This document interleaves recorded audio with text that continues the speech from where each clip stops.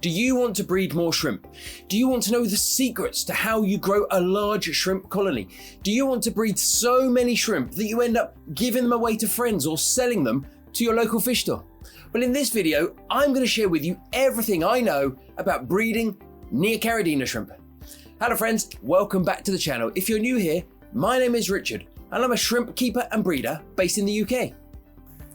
Now, one important point to clear up straight away is in today's video, we're specifically talking about Neocaridina shrimp, the cherry shrimp. Now, not just red cherry shrimp, they can be the blue diamonds, the black rose, the green jades, the yellows, the orange, the really shrimp, whatever it might be. But we're really talking about members of the Neocaridina Davidi family, essentially any color form of the cherry shrimp. Some of this advice will apply to Caridina shrimp and other types of shrimp, but today we're essentially focusing on the cherries. So how do shrimp actually breed? Well, essentially, you obviously have to have at least one mature female and one mature male, which typically means they're 4 to 6 months or older.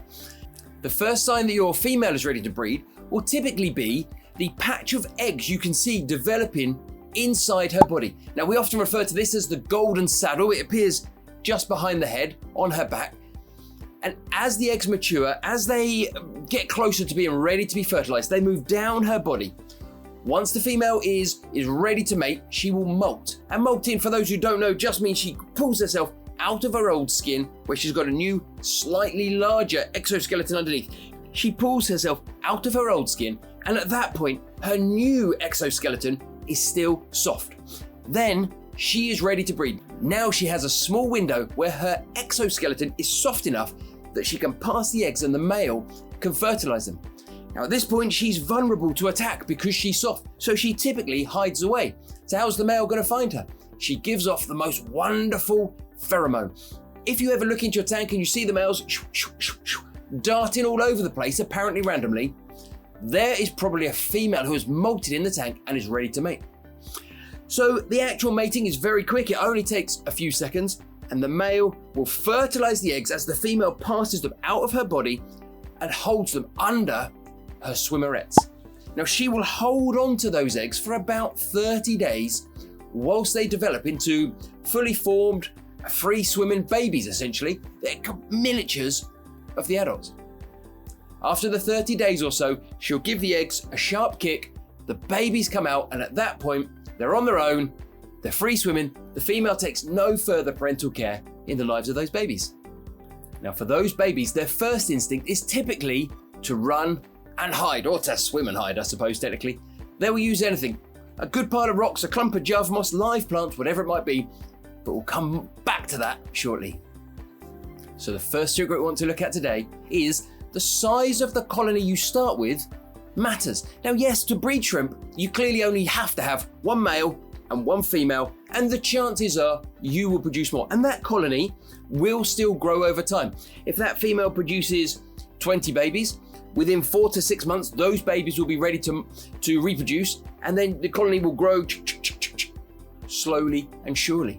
But if you really want to build a large colony quickly, the more shrimp you start with, the better. Now, I would personally start with a ratio of about 3 or 4 female shrimp to every male. One male can easily fertilize 3, 4, 5 females over the course of a month. If you've got 10 females, that might be a bit much for one male, so then I would add a couple of males. If you start with 10 or 15 shrimp and your colony is female heavy, that colony will grow in size much quicker than if you're unfortunate enough to have a male heavy colony. If you've got 6 males and 1 female, your colony's not going to grow that rapidly. Now, if you're enjoying shrimp keeping and keen to take your hobby to the next level, why not subscribe to the channel? Every week I release 1 or 2 videos covering a different aspect of keeping, breeding and feeding Neocaridina shrimp. Secret number 2 is feeding the colony well. Now, I've said many times that shrimp are often sold as cleanup crew. They're sold as scavengers. The store might tell you they'll just eat the leftover fish food or the fish poop or the algae. Whilst that is true, they will do those things. If you want your colony to thrive, if you want it to grow, if you want your female to produce 30, 40, 50 babies every time, then you need to build her up. You need to give her good quality food. You need to give her lots of food. You need to give her foods which are high in protein, like frozen bloodworms. When it comes to feeding your shrimp, quality and quantity do matter. Now, you don't want to overfeed the tank. You don't want to be chucking fistfuls of pellets in there and it's just sitting and rotting and creating ammonia spikes in your tank. But if you want those females to produce lots of babies, good quality, healthy babies, you do need to get lots of food down to her. In my experience, the easiest thing is just to add cubes of frozen bloodworm. When my wife and I were breeding commercially, we might feed bloodworm several times a week. Sometimes, if we really wanted to build a colony, we would feed frozen bloodworms every single day. Now, yes, we were feeding maybe 1,000-2,000 shrimp at a time, but by dropping in 2 or 3 cubes of bloodworm, the colonies just grew so quickly because of the quality food we're giving them.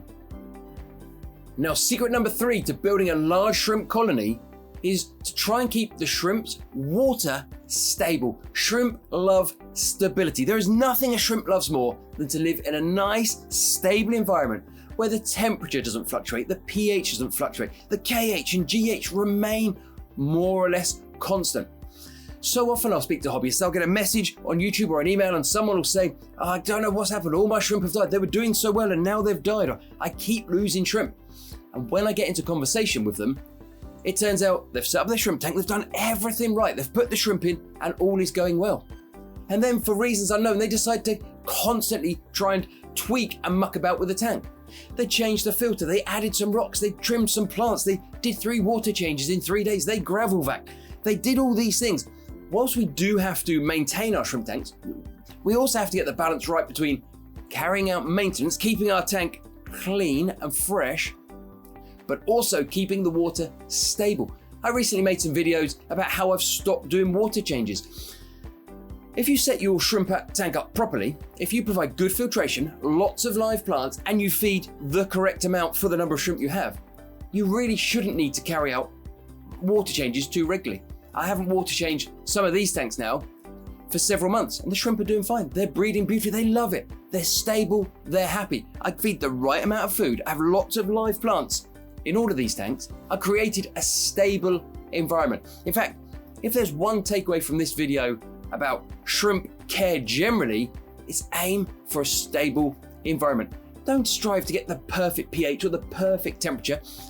Just because I've said on a video that your shrimp want it to be X or Y and yours is slightly below or slightly above, the shrimp are incredibly flexible. They will adapt to the environment providing you keep it stable. Stable water parameters lead to large, happy, healthy colonies of shrimp. So feeding into that essentially is secret number 4, which is maintain the right water temperature. Now, cherry shrimp are, as I say, they're incredibly versatile. They can live in water anywhere from about 57 to probably 86 degrees Fahrenheit, which is around 14 to 30 degrees Celsius. And whilst they can live anywhere in that range, in my experience, the absolute sweet spot for breeding lots and lots of cherry shrimp is maintaining the water in the mid to low 70s or the low 20s if you work in centigrade. If we can keep our water temperature at 73, 74 Fahrenheit, whatever it might be, and we can keep it stable there, in my experience, shrimp eat a lot, reproduce a lot, and show their best coloration. Your shrimp will survive at 57, 58. Your shrimp will survive if you've got them in a hot discus tank at 86, assuming the discus don't eat them. But in my experience, for them to really crank out the numbers, to really produce lots of happy, healthy babies, try and keep the water in the mid to low 70s. Now, that may be that you have to add an aquarium heater, and maybe if, like me, your room is relatively stable, you don't have to. If you can hit that sweet spot, you will produce lots of happy, healthy baby shrimp. Before we go any further, I just wanted to take a moment to let you know that I recently wrote what has been described as the most comprehensive book ever written on keeping, breeding, and feeding Neocaridina shrimp. I wrote the Neocaridina Shrimp Handbook, which is 97 pages, all about keeping, breeding, feeding. It's got information about live plants, about filtration, about the different color shrimp you can get. It really is a comprehensive coverall for keeping Neocaridina shrimp. Whether you're just starting in this hobby or really looking to take yourself to the next level, why not download yourself a copy of the book, and I'll put a link in the description below. Now, I did say earlier that female shrimp take no parental care of their babies. Which may make the next point seem a bit odd, but secret number 5 to producing lots of babies is to provide your shrimp with a good pile of rocks or a decent clump of Java moss. Now, if you're keeping your shrimp in with fish, naturally some of the babies will get eaten, and having a good clump of Java moss, having a pile of rocks will provide a safe haven. But that's not really what I'm getting at here. A year or so ago, I watched a YouTube video, and I can't remember who it was from, but they said in their experience, shrimp produce more babies when they have large piles of rocks. And when I set this tank up here, I ran that experiment. I did make a mound of rocks. And the theory is, when the female is ready to kick the babies, she looks for a safe haven. She looks for a good pile of rocks or a large clump of Java moss and kicks the babies out there. And as a result, the babies have got somewhere to go and hide, somewhere where probably detritus and mold and biofilm have built up where nothing else can eat it. And the colony grows larger because of that. Now, my experience is anecdotal. In my experience, did this tank produce lots of black rose babies? Yes. Was it because of the rocks? That I can't be sure. It wasn't an in-depth experiment. But certainly I can't see how it can ever be harmful to have a safe haven for the babies to go, even if you've got shrimp-only tanks. Remember, when it comes to baby shrimp, they're absolutely tiny. A predator to a baby shrimp, a neon tetra is a predator to a baby shrimp. Guppies are voracious shrimp eaters. Up here, I've got yellow guppies with yellow shrimp, and I rarely see a baby because I know the guppies come along and snipe them whenever they find them.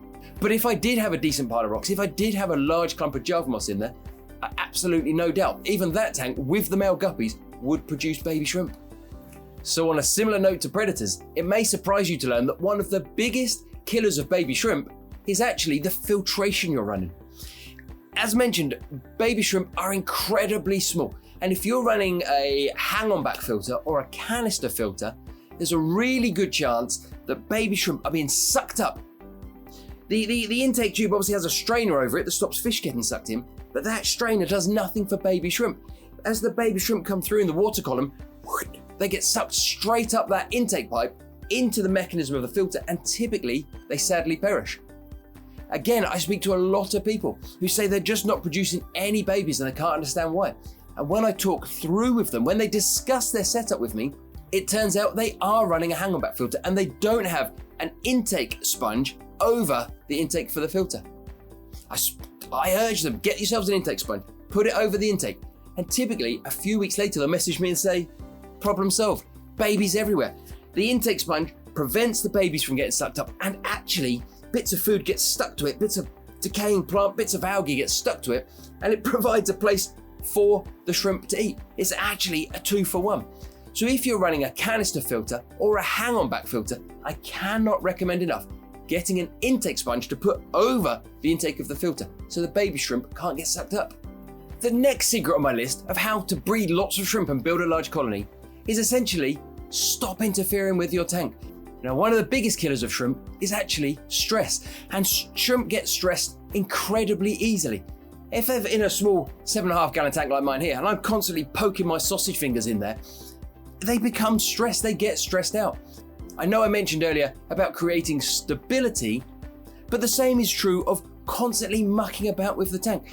Give the shrimp 3, 4, 5, 6 months with, don't touch it, don't do anything at all, don't move plants around, don't keep rearranging the rocks, don't keep taking the filter out to muck about with it. Build a suitable environment for the shrimp, build a good quality tank. Build a tank with good decorations, with lots of live plants, with good filtration. Put a heater in if you need to, and then leave it be. Let biofilm develop on all the surfaces. Let the plants bed in and start to grow. Let it build up on the substrate. Unless you're building some sort of a display tank that's in your lounge and you want everybody who comes to your house to enjoy, if you're talking about building a tank just to breed the shrimp, just to build a large colony, create a stable environment and just leave them alone. Don't keep sticking your hand in the tank, mucking about, rearranging, changing stuff. Shrimp get stressed easily, and stress will potentially lead to your shrimp dying. They can also lead to the females just dropping the eggs, so abandoning the eggs before they've fully developed. And essentially, it's just not good for your shrimp. Leave your shrimp tank alone and your shrimp will bed in, they will be happy, and they will reproduce and produce you lots and lots of babies. So earlier I mentioned that one of my secrets to growing a large shrimp colony was Java moss. And if you want to know how to grow copious amounts of Java moss, watch this video next. Thanks for watching.